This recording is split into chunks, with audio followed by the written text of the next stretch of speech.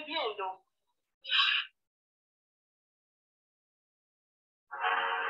¿Qué es lo que le está pasando a usted? Hombre, yo apenas me está de a mí. Estoy grabando ya, loco. Estoy grabando, loco.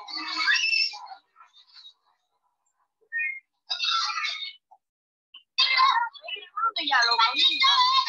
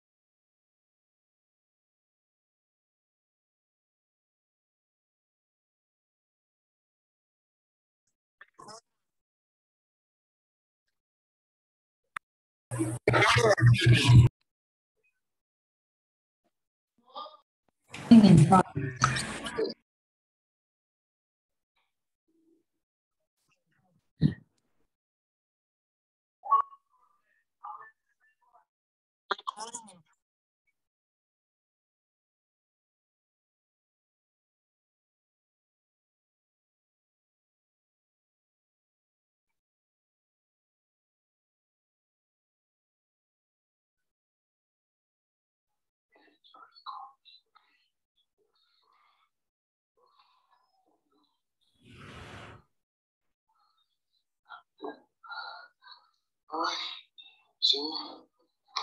Ay, sí.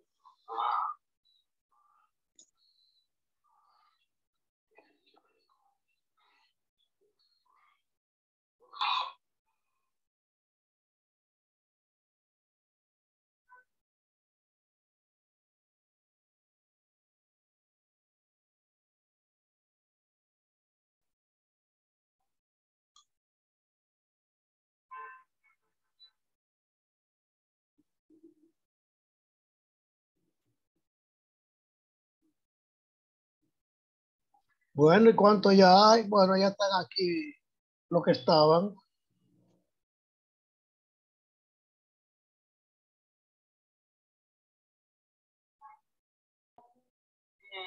Hasta mi entender, yo solamente me enseñé que hacer inconvenientes con una tarea y las últimas dos. O sea, siento que me lo bien. Entonces,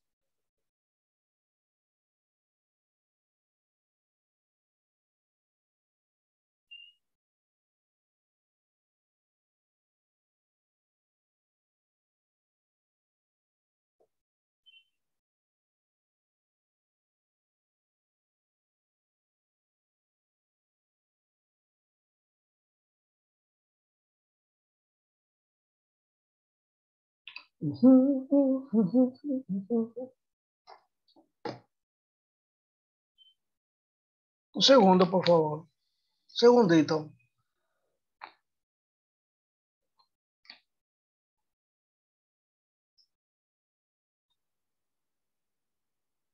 Ok, vamos a continuar. ¿Se está viendo la pantalla? Sí, profesor. Maestro. Ok. Muy bien. Usted ve entonces, aquí tenemos que la suma de cuadrado total se divide en dos partes. Esta parte es la suma de cuadrado de los tratamientos. Usted ve aquí adentro, aquí atrás están los tratamientos y las observaciones. Estas son las sumas de cuadrado de las observaciones de un tratamiento menos la media global de todas las observaciones. Por lo tanto, este es el efecto del tratamiento. Y aquí tenemos la suma, la diferencia cuadrada, o sea, los cuadrados de las observaciones de todos, usted ve, no solamente de las observaciones por cada tratamiento, sino de todos, menos la media de las observaciones de tratamiento. Por eso este es lo que se puede decir la suma de cuadrado del error. Esas son suma de cuadrado de tratamiento y suma de cuadrado del error. Que si usted ve con detalle esas dos sumas, este es de tratamiento, ¿verdad? Que son la diferencia entre tratamientos. Porque aquí vemos la diferencia entre tratamientos. Este tratamiento y la suma, lo que varió entre este y este son los tratamientos. Este es un tratamiento y esta es la suma de los tratamientos. Y los puntitos que están atrás, bueno, pues son la suma de las observaciones, pero los de adelante son cada tratamiento con la suma de los tratamientos. Por lo tanto, tiene que ver con los tratamientos. ¿ok? Entre tratamientos, ya que si esos son muy diferentes entre sí, entonces la diferencia entre los tratamientos tendería a ser muy grande en valor absoluto y con ello también será grande la suma de cuadrados de tratamiento. Mientras que la suma de cuadrados de error se mide la variación dentro de cada tratamiento. Este es por cada tratamiento. Este es dentro de cada tratamiento. Entonces, si ese valor, si hay una variación entre esas observaciones muy grande, entonces tiende a ser también grande el valor absoluto. O sea, lo importante aquí que ustedes observen es que hay dos sumas de cuadrados. Una de tratamiento, que es la diferencia entre los tratamientos, y la suma de cuadrados del error, que se trata dentro de cada tratamiento. Este primero es la suma de cuadrados de los tratamientos. Y esta es la suma de cuadrados del error dentro de cada tratamiento. O sea, en forma abreviada decimos entonces que la suma de cuadrados total es igual a la suma de cuadrados del tratamiento o a la suma de cuadrados del error. Ok, como hay dos sumas de cuadrados acá, vamos a ver a qué grado de libertad se refiere. Para el total de observaciones, que es n, que es la suma de 1 a ni de todas las observaciones, esas son todas las observaciones, entonces la suma de cuadrados de tratamiento tiene un n-1 grado de libertad, porque son todos n-1 grado de libertad, son de todos los tratamientos, ¿te ves? Entonces la suma de cuadrados de tratamiento es de todos los tratamientos. Como hay K tratamiento, entonces, o niveles de factor de interés, así la suma de cuadrados de tratamiento tiene K-1 grado de libertad. O sea, el grado de libertad total, la suma de cuadrados de tratamiento tiene N-1 total grado de libertad. Pero los tratamientos, solo en los tratamientos hay K-1 grado de libertad acá. Y en la suma de cuadrados del error tendríamos N menos K, o sea, N total observaciones menos las observaciones de los tratamientos. Por eso tenemos N menos K. Este tiene este tiene K-1 y este tiene N menos K grados de libertad. Entonces, los grados de libertad que corresponden a los términos de esta igualdad, a los dos, se suman y se tiene esta relación. La suma de cuadrado total, su grado de libertad es N-1. Pero de los tratamientos, su grado de libertad son los tratamientos -1. Más N-K, que es el grado de libertad de las observaciones del error aleatorio. Usted ve entonces que de aquí los grados de libertad varían. En los totales tiene N-1, observaciones totales -1, digamos que sea 24. Bueno, pues este 23.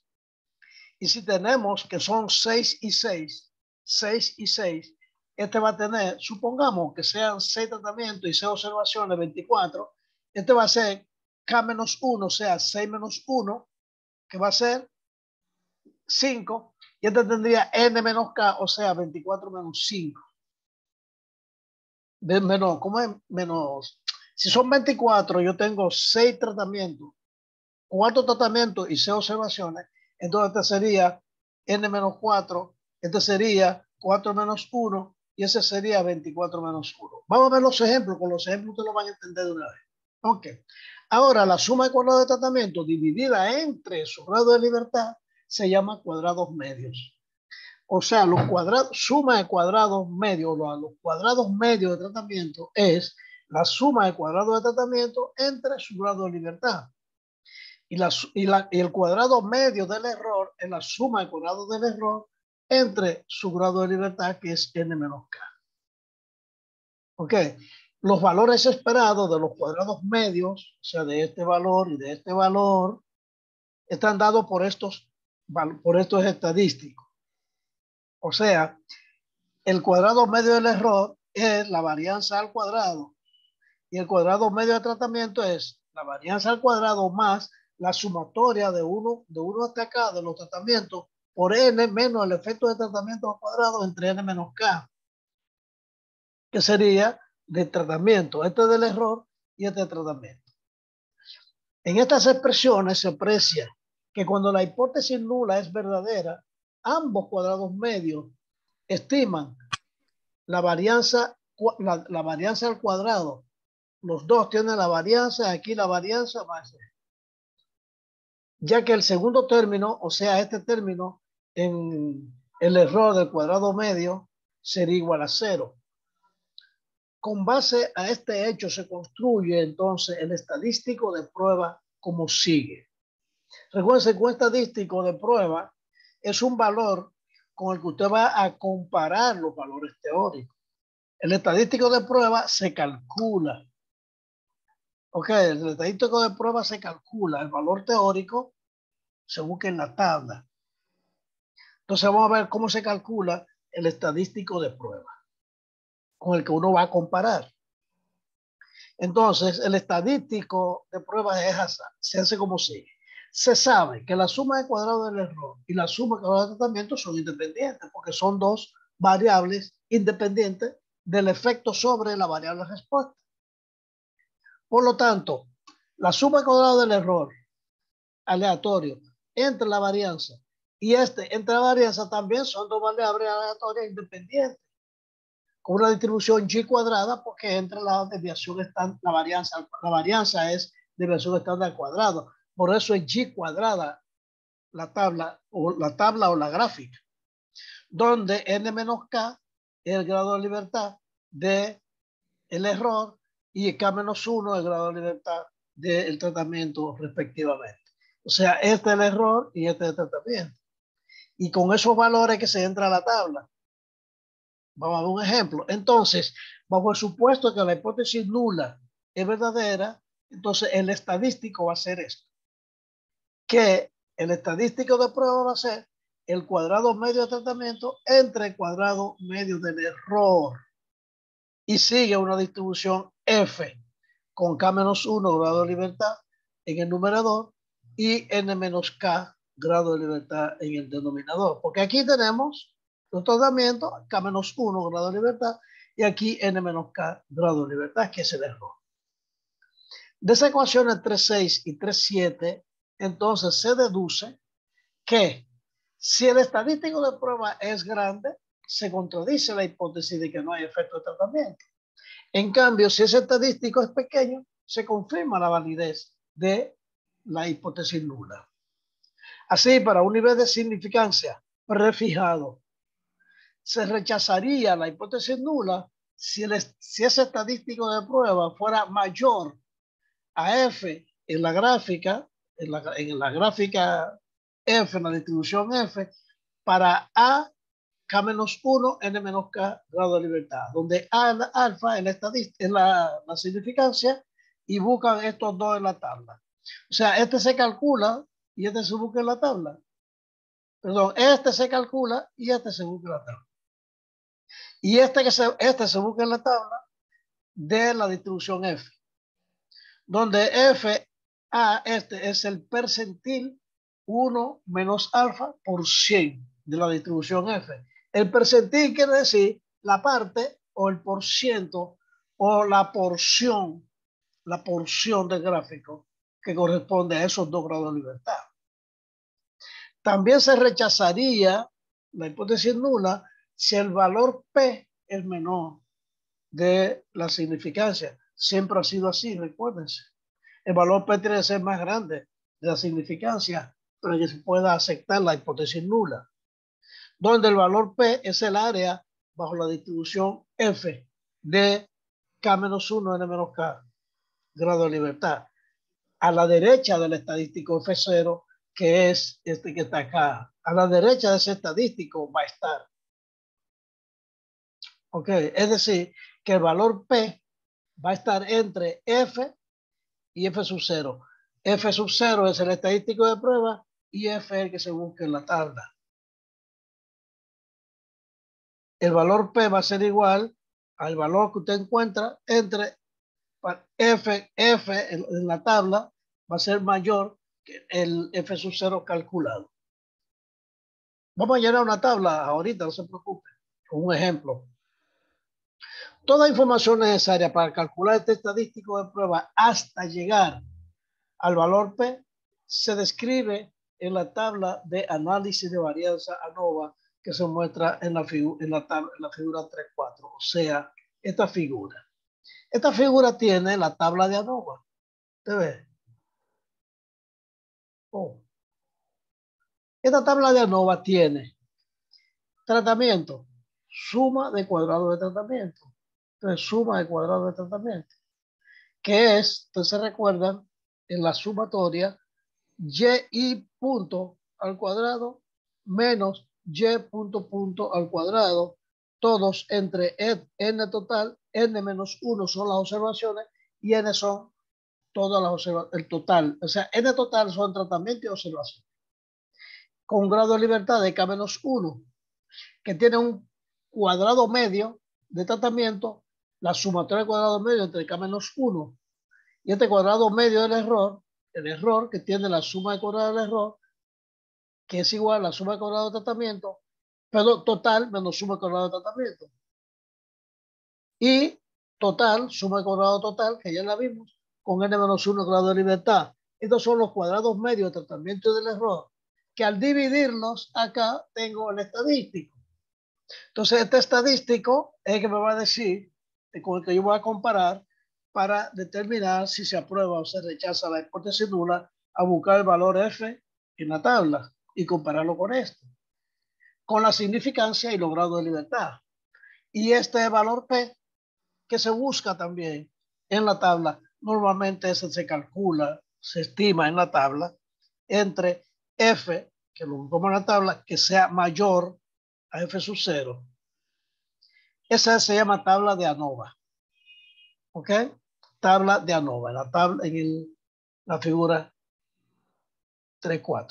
En esta tabla, las abreviaturas significan fuente de variabilidad, que es la primera de todas, fuente de variabilidad de tratamiento del error y total, está la fuente de variabilidad. Luego tenemos la suma de cuadrados, luego tenemos grado de libertad, los cuadrados medios, el estadístico de prueba y el valor P o significancia observada. Valor P o significancia observada. Recuerden que la significancia es la que usted prefija y la observada es la que se calcula.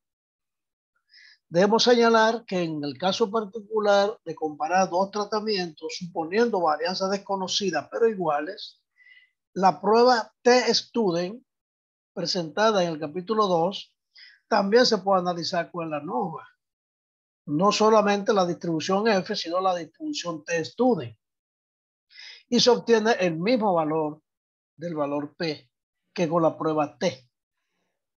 Es fácil comprobar que el estadístico T sub 0 para T-Student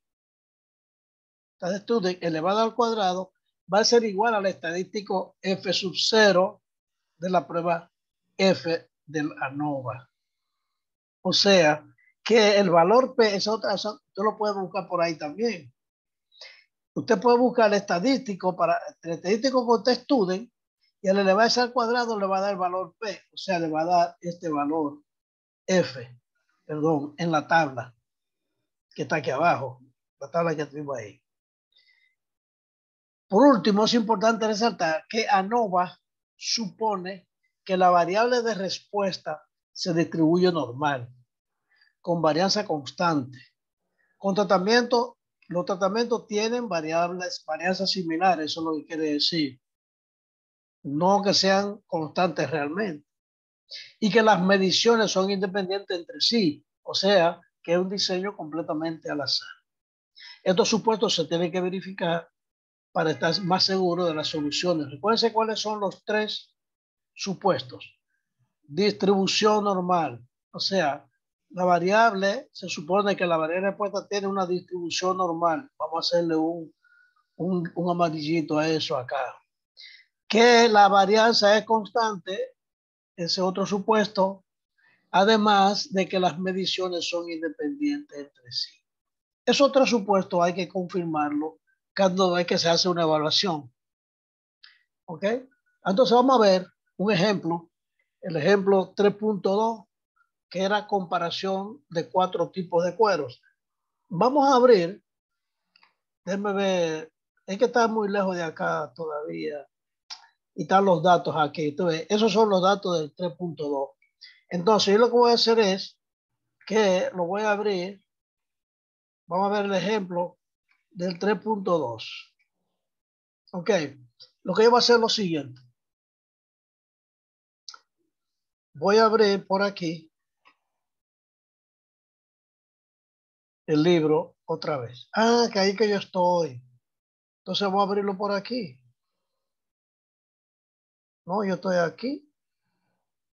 Oh, un momentito. O sea, para abrirlo en dos buscadores diferentes. Un momentito. Ah, dice que no responde. Está abriendo. No se preocupe.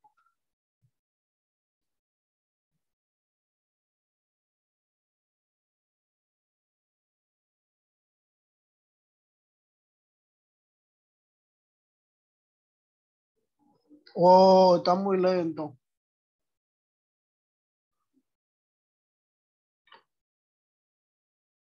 Bueno, vamos a olvidarnos de eso. Vamos a olvidarnos de eso. ¿Ok? En el ejemplo, subimos ahorita y vemos la tabla. ¿Ok? La interrogante que se plantea en el problema de la comparación de varios, de 4 tipos de cuero, ¿se recuerdan? Fue, ¿existe alguna diferencia en el desgaste promedio de los diferentes tipos de cuero? O sea, ¿es significativa esa diferencia? La respuesta a esta pregunta, entonces, es el resultado de comparar las hipótesis, que todas las medias de todos los tratamientos son iguales, de todos los cueros son iguales, o que al menos hay 2 medias diferentes. Ok. En la tabla 3.5 se muestra el análisis de varianza para este ejemplo, con un valor P de 0. O sea, como ese valor P de 0 es menor que la significancia, automáticamente se rechaza la hipótesis nula y se acepta que al menos un par de tipos de cueros diferentes tienen un desgaste promedio diferente. Hay que verificar los supuestos para saber que eso es verdad. Vamos a ver la tabla para que usted vea los valores que quedaron en la tabla 3.5. Esta fue para los 4 tipos de cueros. Para los 4 tipos de cueros tuvimos el tipo de cuero, la fuente de variabilidad. O sea, que son los tratamientos. Entonces tenemos la suma de cuadrados, los grados de libertad, que era 4 menos 1, eran 4 cueros, ¿ok? Y el cuadrado medio de esto.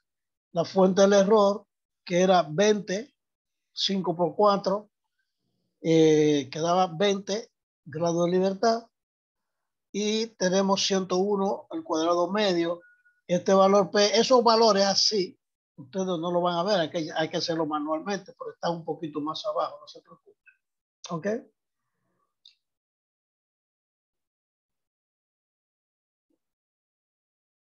Si al menos un tipo de cuero se desgasta de forma diferente de otro, entonces, ¿cuál tipo de cuero?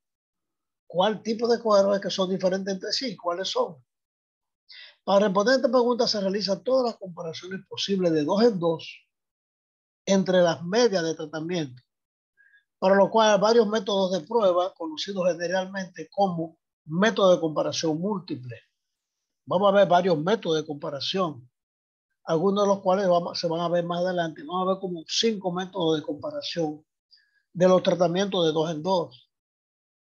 Se van a ver con análisis gráfico también para entender mejor los resultados. Cuando nosotros comparamos 2 medias y lo vemos gráficamente, se entiende mejor. Además de la tabla 3.5 que vimos, que vimos de la ANOVA, se observa que la variación total de 24 datos en el experimento fue de 9.101. O sea, este valor. Un segundo, por favor. Hola. Aló. Hola. Aló.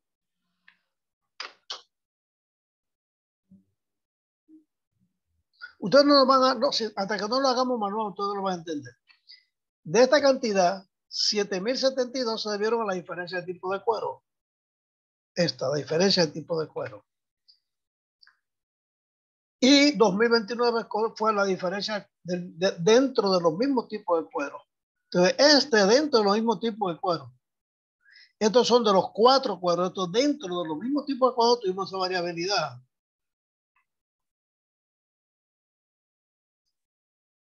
Al ponderar estos, por lo correspondiente a grado de libertad, se obtienen los grados medios que reflejan la magnitud real de cada fuente de variación. Claro, el cuadrado medio le va la variación. Así vemos que las diferencias entre el tipo de cuero es de 2.357. La diferencia es de 2.357 de los tipos de cuero. Pero la diferencia entre cada par de cuero era 101 y el error fue de 101, el error aleatorio. Por lo tanto, la primera es 23 veces más grande. Esta es 23 veces más grande que esta. O sea, que es muy grande. Indica que las diferencias observadas entre los tipos de cuero son muy significativas y que no deben ser pequeñas las variaciones muestrales, que son las variaciones del error. Por eso el valor P da 0, porque esto es demasiado grande. Este valor F, que es el estadístico calculado, no hay ni que compararlo con ningún valor F de la tabla, pero igual lo vamos a hacer ahorita. Ahora hay que comprobar los supuestos para poder tomar una decisión. Ok, muy bien. Ahora está el ejemplo 3T, que en comparación de 4 métodos de ensamble. Usted recuerda que había 4 métodos de ensamble. Bien, comparación de 4 métodos de ensamble. Consideremos los datos del diseño completamente al azar, dado del ejemplo 3.1, que era eso mismo, era de los 4 métodos de ensamble, donde el interés era comparar 4 métodos de ensamble en cuanto al tiempo promedio en minutos que requiere cada uno de ellos. Se hicieron 4 observaciones del tiempo de ensamble en cada método. O sea, tenemos 4 métodos de ensamble y se hicieron 4 observaciones, por lo tanto, eran 16 resultados. Los resultados se muestran en la tabla 3.1. Esa es la que vemos arriba. Esta es la primera, esta tabla. ¿Te recuerdan? Tiempo de ensamble. 4 métodos de ensamble, A, B, C y D. Si son 4 pruebas con cada uno. Ok, esa tabla 3.1 me da los datos. Ok. Una manera de comparar los métodos de ensamble o tratamiento es probar la hipótesis nula de que los efectos de tratamiento son iguales y son iguales a 0. Contra la hipótesis alternativa que dice que al menos hay un tratamiento que es diferente de 0 para cualquier tratamiento. En caso de que se rechace la hipótesis nula, se concluye que los tratamientos, que los tiempos promedio de los 4 métodos de ensamble son estadísticamente iguales. Si se rechaza, si no se rechaza, claro. Pero si se rechaza, se concluye que al menos 2 de ellos son diferentes. En la tabla 3.6 se muestra el análisis de ANOVA, el mismo ANOVA que vimos en la 3.6 y nos dio que la fuente de variación de tratamiento de la suma de cuadrado de tratamiento da 6.9, con un grado de libertad de 3, que es 4 menos 1, con un cuadrado medio de 23.17 y la del error fue 29.5, con 16 menos 4, grado de libertad, n menos k, 12, y cuadrado medio de 2.46. El total va a dar 99, que es la suma de estos dos, con 16 menos 1, grado de libertad, n menos 1, 15. Al dividir esto entre esto, me da esto. Y me da 9.42. Este es el estadístico de prueba. Este 9.42, entonces, yo debo comparar a ver si cae dentro o fuera de la zona de rechazo. Ok, muy bien. En la tabla se muestra en el análisis de varianza correspondiente, en donde se aprecia que el valor P es 0.0018, que es mucho menor que alfa. Por lo tanto, hay que rechazar la hipótesis nula en ese nivel de significancia en particular. Si tuvo una significancia menor, bueno, pues ya la cosa va a ser diferente. No obstante, también se rechazaría para cualquier otro nivel de significancia alfa que cumpla con que ese alfa sea mayor a 0.0018. Claro, porque este tiene que ser menor que este. Ya que en esos casos el estadístico de prueba caería en la región de rechazo. Ok, ahora miren bien, son las 4:43. Nos da tiempo a ver los cálculos manuales. Tenemos todavía 10 minutos en esta grabación. Cuando se termine, volvemos. ¿Ok? Yo tengo 22 personas. Yo no sé si ustedes son las mismas que yo saqué la foto ahorita. ¿Hay alguien que no estaba en la foto hace un rato? De los que están ahí. Yo no estaba, yo creo que entré alrededor de media hora tarde a la clase. Ok, yo le voy a dar un chance a los que entraron ahora. Ok, así que vamos a dejar de presentar. Vamos a dejar de presentar para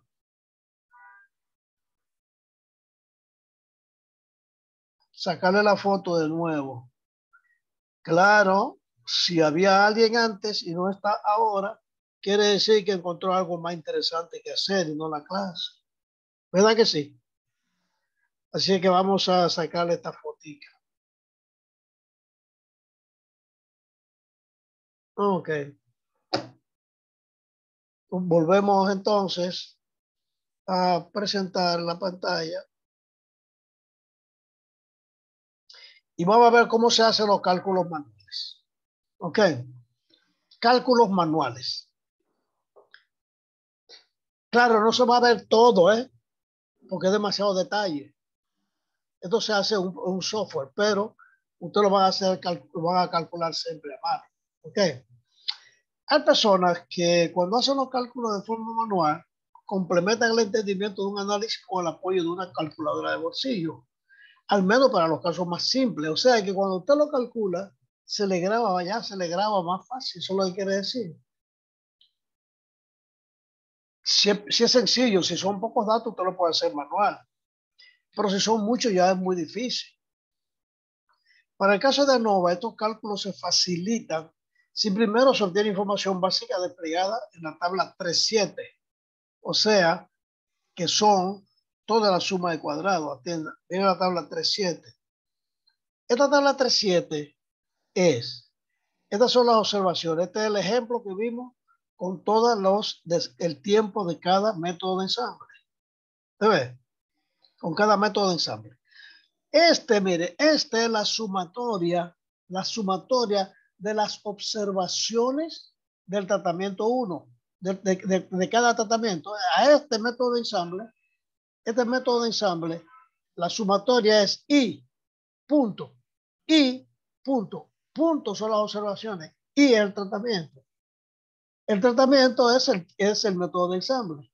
Entonces, método de ensamble 1, método de ensamble 2, método de ensamble 3 y método de ensamble 4. Este I iría hasta 4. Entonces, como están los 4, le ponen la I. Y atrás está el punto, que es la sumatoria de las observaciones. Por lo tanto, esos son 6 más 8 más 7 más 8. Este sería en el 2, 7 más 9 más 10 más 8. Y así sucesivamente. Tenemos esta suma. Entonces, esto que está aquí es y cada tratamiento con la suma de de las observaciones de cada tratamiento, de cada método.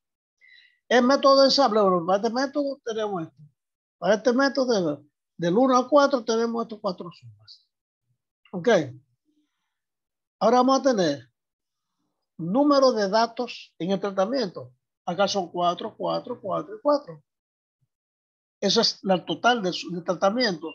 Total de tratamiento va a ser 16.